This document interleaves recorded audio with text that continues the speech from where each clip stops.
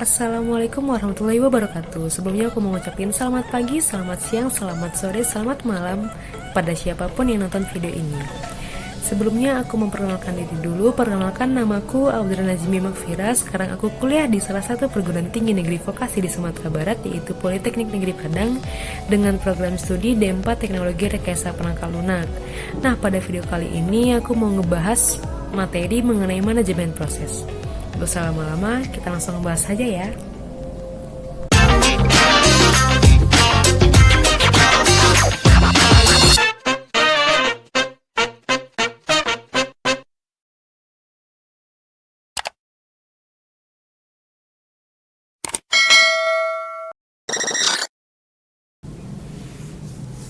Manajemen proses.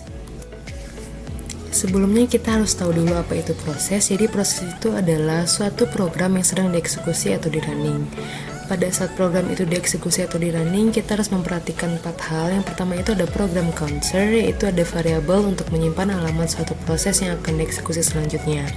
Yang kedua itu ada stack atau heap, itu adalah tempat penyimpanan temporary data yang dibutuhkan selama program dieksekusi secara dinamis. Yang ketiga itu ada data section, yaitu berisi variabel global dari suatu proses. Dan yang terakhir itu ada text, yaitu berisi kode programnya itu sendiri.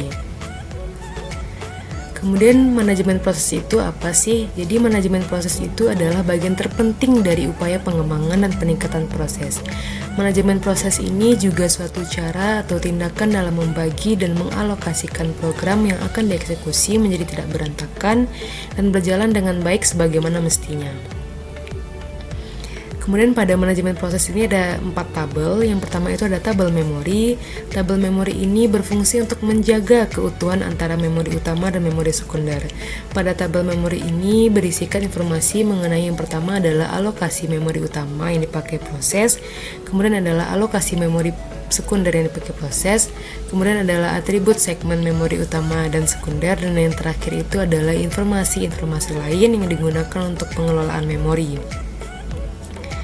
Kemudian yang kedua itu ada tabel I/O. Itu tabel I/O ini digunakan pada proses tertentu dan dijaga agar tidak digunakan proses yang lain. Tabel I/O ini berisikan informasi mengenai status operasinya, lokasi memori utama, dan yang terakhir adalah transfer data dengan perangkat I/O. Yang ketiga ada tabel berkas. Tabel berkas ini berisikan informasi mengenai ekstensi berkas, lokasi pada memori sekunder, status saat itu, dan juga atribut berkas lainnya. Dan yang terakhir itu ada tabel proses. Tabel proses ini berguna untuk mengelola informasi proses pada sistem operasi. Tabel proses ini berisikan informasi ruang alamat atau proses image yang diantaranya adalah data pemakai, program pemakai, stack system, dan proses control block. Apa sih proses control block itu? Di sini kita bahas.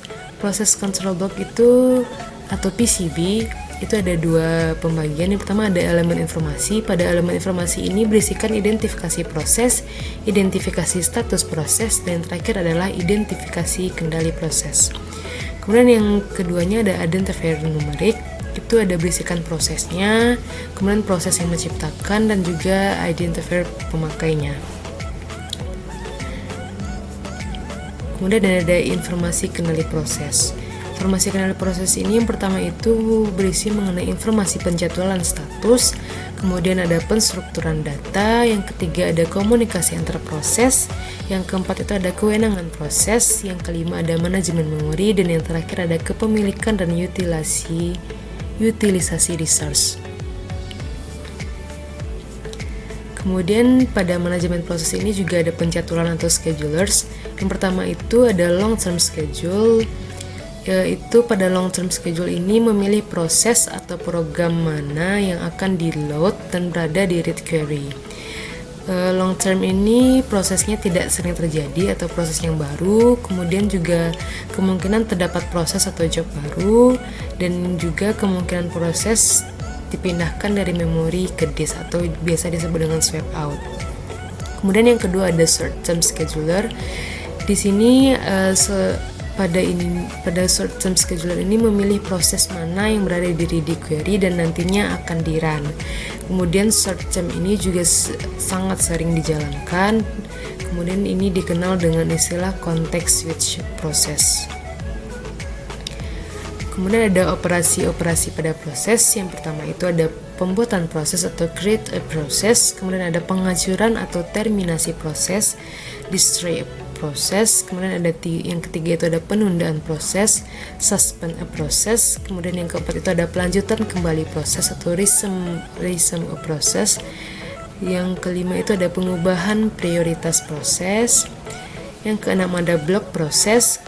Setelah itu ada membangun proses. Kedelapan ada mencatatkan proses. Dan yang terakhir adalah komunikasi dengan proses yang lain.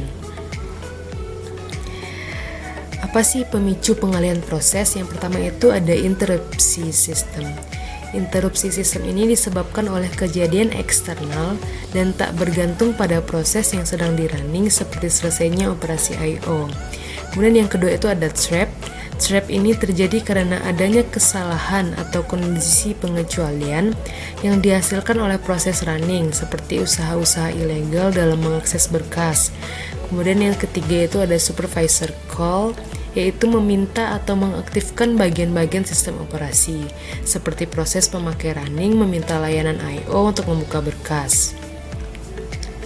Dan selanjutnya ada tahap-tahap pengalihan proses. Tahap pertama adalah simpan konteks pemroses termasuk register PC dan register yang lain. Selanjutnya, perbarui PCB proses yang di-running.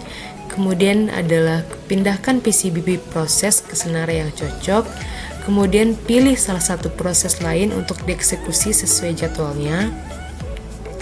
Kemudian perbarui PCB proses yang dipilih.